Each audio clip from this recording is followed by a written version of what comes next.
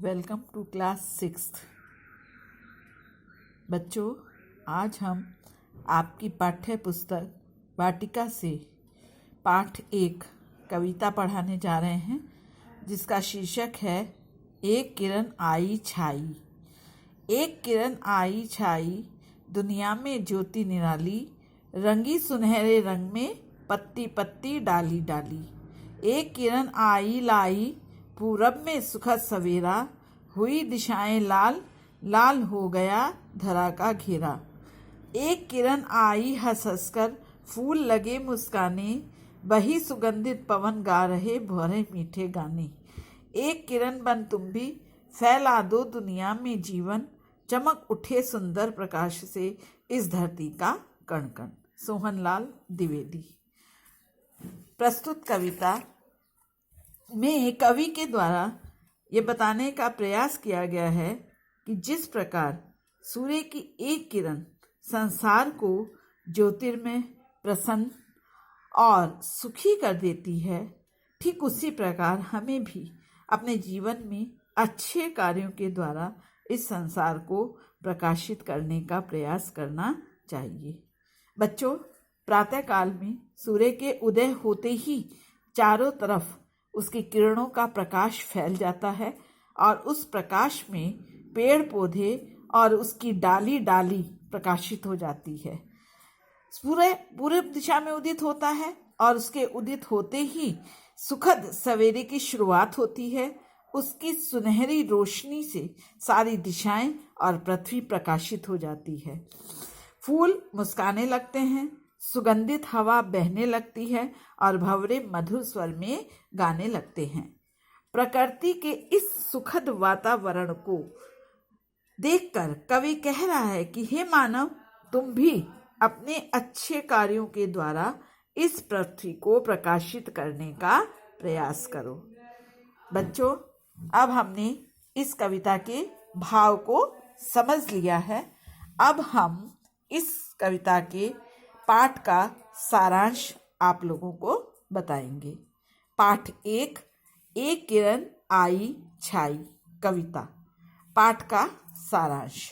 प्रस्तुत कविता में बताया गया है कि जिस प्रकार सूर्य की केवल एक किरण संपूर्ण दुनिया को ज्योतिर्मय, प्रसन्न और सुखी कर देती है, ठीक उसी प्रकार हमें अपने अच्छे कार्यों से संपूर्ण धरा को प्रकाशित करने का प्रयास करना चाहिए। अब हम पाठ से संबंधित शब्दार्थ लिखेंगे। शब्द अर्थ: ज्योति प्रकाश, निराली अनोखी, धरा पृथ्वी, सुगंधित खुशबूदार। बच्चों, अब हम आपको इस कविता की अंतिम पंक्तियों का संदर्भ प्रसंग सहित अर्थ लिखाएंगे। एक किरण डैश डैश कण कण। संदर्भ: प्रस्तुत पंक्तियां हमारी पाठ्य पुस्तक वाटिका के पाठ एक किरण आई छाई से ली गई हैं। इसके कवि श्री सोहनलाल द्विवेदी जी हैं। प्रसंग: प्रस्तुत पंक्तियों में कवि के द्वारा मनुष्य को सूर्य की किरण की तरह बनकर अपने अच्छे कार्यों से संसार को प्रकाशित करने की प्रेरणा दी गई है। भावार्थ: कवि के कहने का तात्पर्य है कि हे मनुष्य, तुम भी सूर्य की एक किरण बनकर इस दुनिया को प्रकाशित कर दो, जिससे कि पृथ्वी का कण कण उसके सुंदर प्रकाश से चमक उठे, अर्थात अपने अच्छे कार्यों के द्वारा इस संसार को प्रकाशित कर दो। बच्चों, अब हमने इन पंक्तियों का भावार्थ जाना। अब हम अभ्यास कार्य पर आते हैं। अभ्यास कार्य में मौखिक प्रश्न दिए गए हैं, जिनके हमें उत्तर लिखने हैं। पहला प्रश्न है, एक किरण दुनिया में क्या लाई? इसका उत्तर होगा, एक किरण दुनिया में प्रकाश लेकर आई।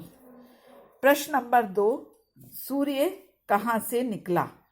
उत्तर होगा सूर्य पूरब से निकला। प्रश्न नंबर 3, किरण के हंसने पर क्या हुआ? उत्तर होगा किरण के हंसने पर फूल मुस्काने लगे। प्रश्न नंबर 4, कवि क्या बनने की प्रेरणा दे रहा है? उत्तर होगा कवि मनुष्य को सूर्य की किरण की तरह प्रकाशवान बनने की प्रेरणा दे रहा है। अब हम लिखित प्रश्न पर आते हैं। लिखित प्रश्न, सही उत्तर पर सही का चिन्ह लगाइए। बच्चों, ये आपको क्लास वर्क कॉपी पर करना है। पहला प्रश्न है, कैसी पवन बह रही है? यहाँ पर 3 विकल्प दिए गए हैं, सुगंधित, शीतल, मंद। आपको सही निशान लगाना है तो सुगंधित पर आप निशान लगाएंगे। कैसी पवन बह रही है? सुगंधित पवन बह रही है। प्रश्न नंबर 2, प्रकाश कैसा है? यहाँ भी 3 विकल्प हैं, सुंदर, तेज, मध्यम। तो आप यहाँ पर सुंदर को सही उत्तर लिखेंगे। प्रकाश कैसा है? प्रकाश सुंदर है। अगला अभ्यास कार्य है, रिक्त स्थानों को भरिए। ये भी आपको बच्चों क्लास वर्क कॉपी पर करना है। पहला वाक्य है, हर पत्ती सुनहरे रंग में रंग गई। यहाँ आप सुनहरे शब्द को रेखांकित करेंगे। वाक्य 2, ज्योति बहुत निराली थी। यहाँ आप निराली शब्द को रेखांकित करेंगे। किरण हर पत्ती और डाली पर पड़ रही थी। यहाँ आप डाली शब्द को रेखांकित करेंगे। किरण आकर सब पर फैल गई। यहाँ आप फैल शब्द को रेखांकित करेंगे। बच्चों, अगला अभ्यास कार्य है, काव्यांश को पढ़कर प्रश्नों के उत्तर दीजिए। ये आपको होमवर्क कॉपी पर करना है और इस काव्यांश को आप पढ़ेंगे। एक किरण आई हंस हंसकर, फूल लगे मुस्काने, बही सुगंधित पवन, गा रहे भौरे मीठे गाने। और इसी काव्यांश से संबंधित ये प्रश्न दिए गए हैं और इनके उत्तर आपको लिखने हैं। किरण के हंसने पर फूलों ने क्या किया? तो इसका उत्तर आप काव्यांश से पढ़ेंगे। इसका उत्तर आप लिख सकते हैं कि किरण के हंसने पर फूल मुस्काने लगे। प्रश्न नंबर 2 है, पवन किस प्रकार की थी? इसका उत्तर आप लिख सकते हैं, सुगंधित पवन थी। प्रश्न नंबर 3 है, प्रातःकाल कौन गा रहा था? इसका उत्तर होगा, प्रातःकाल में भौरे गा रहे थे। प्रश्न नंबर 4 है, भौरों का गान कैसा था? आप उत्तर लिख सकते हैं, भौरों का गान मधुर था। अगला अभ्यास है, उत्तर लिखिए।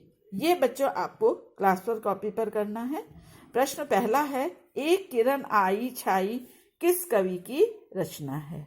इसका उत्तर होगा, एक किरण आई छाई सोहन लाल द्विवेदी जी की रचना है। प्रश्न नंबर 2, सूर्य किस दिशा में उदय होता है? इसका उत्तर होगा, सूर्य पूरब दिशा में उदय होता है। प्रश्न नंबर 3 है, हम धरती का कण कण कैसे चमका सकते हैं? इसका उत्तर होगा, हम अपने अच्छे कार्यों से धरती का कण कण चमका सकते हैं। प्रश्न नंबर 4 है, किरणें छाने पर प्रकृति में क्या क्या परिवर्तन आते हैं? इसका उत्तर होगा, किरणें छाने से प्रकृति में फूल खिलते हैं, सुगंधित हवा चलने लगती है और भौरे मधुर गान गाने लगते हैं। अगला अभ्यास है, सोचो और बताओ। तो ये काम आपको क्लास वर्क कॉपी पे करना है। कवि इस कविता के माध्यम से क्या संदेश देना चाहता है? कवि इस कविता के माध्यम से संदेश देना चाहता है कि जिस प्रकार सूर्य की एक किरण संपूर्ण धरती को प्रकाशित करती है, ठीक उसी प्रकार हमें अपने अच्छे कार्यों से संपूर्ण धरती को प्रकाशित करना चाहिए। भाषा बोध, ये आपको होमवर्क कॉपी पे करना है और इसमें दिए गए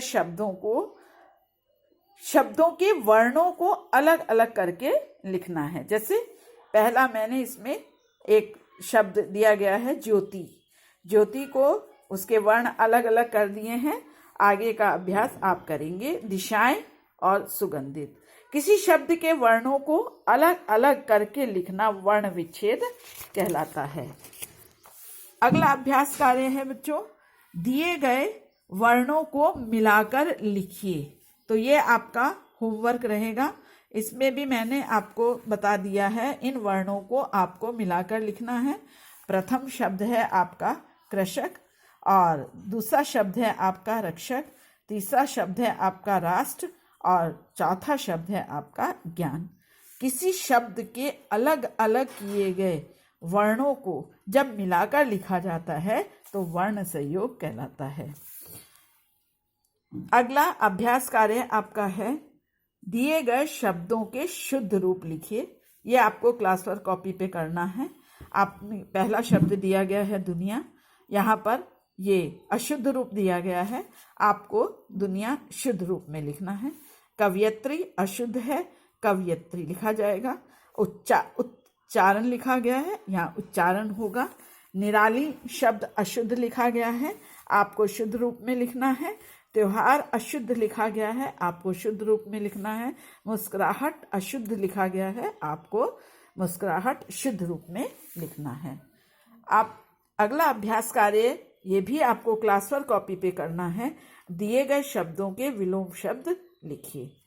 सुखद का दुखद, पूरब का पश्चिम, आई गई, हंस रोना, मीठे खट्टे, सुंदर बदसूरत। अगला अभ्यास है, दिए गए शब्दों के समानार्थी रूप लिखिए। ये भी आपको क्लास वर्क कॉपी पे करना है।